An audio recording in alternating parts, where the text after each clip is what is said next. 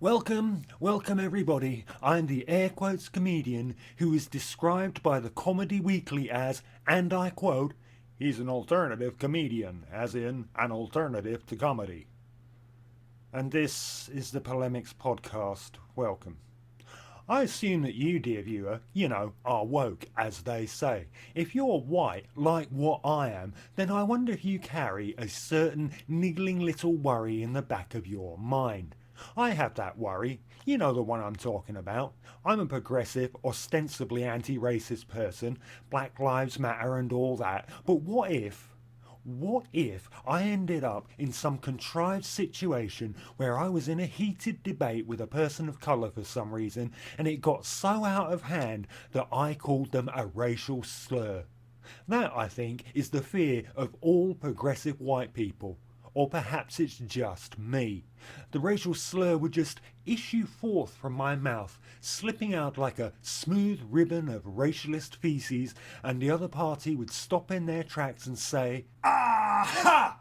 I knew it! You're a racist!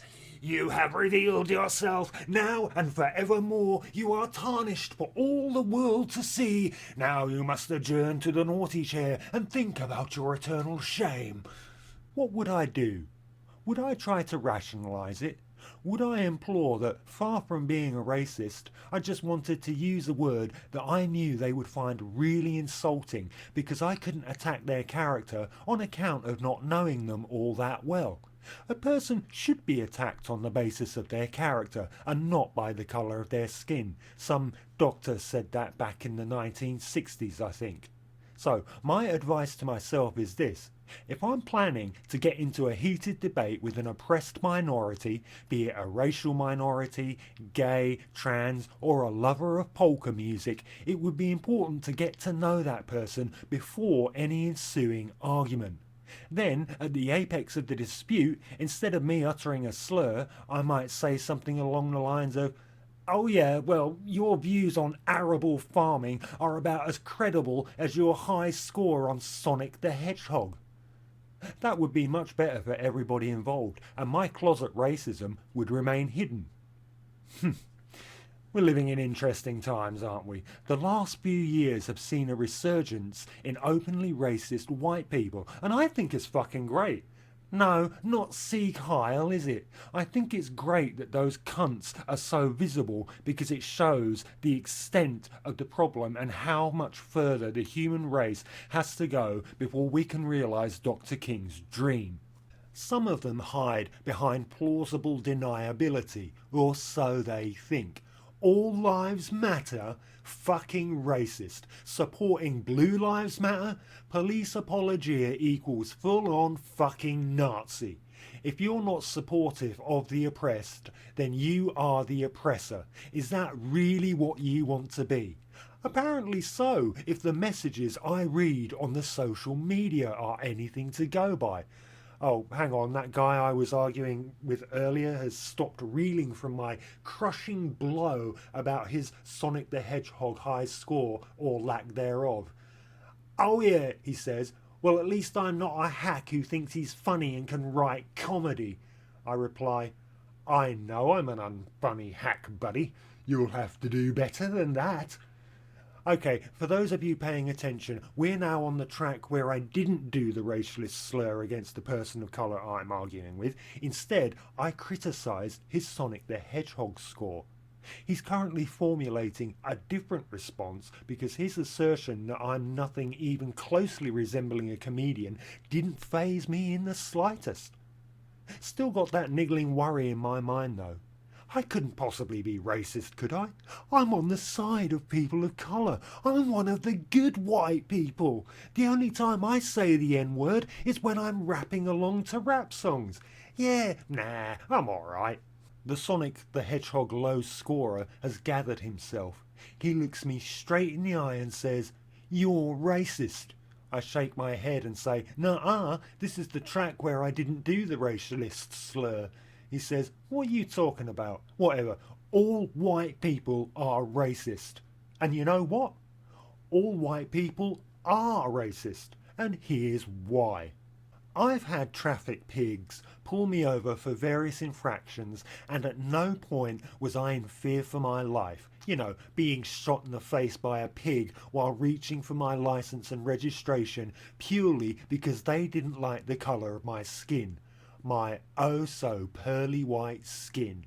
No, obviously the fear for my life came later when I got back home and presented yet another costly traffic ticket to my missus. People of colour routinely get pulled over even when they haven't done a traffic offence. A person of colour driving an expensive car? That's suspicious.